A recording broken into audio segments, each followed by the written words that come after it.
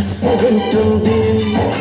పదే పదే ఎదని మాటే స్మరిస్తూ ఉంటుంది.